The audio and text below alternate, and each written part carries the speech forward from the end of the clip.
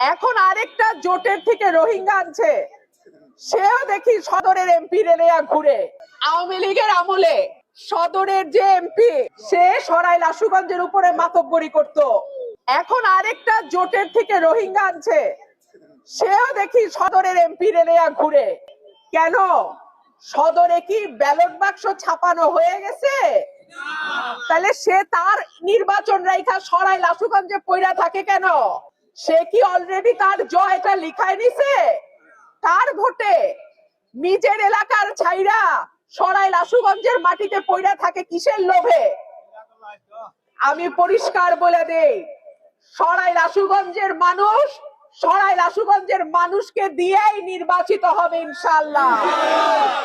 এইখানে কোন জোট রোহিঙ্গা সদরের এমপির 5টা লোক সরাইল আশুগঞ্জ মাইনা নিবে না।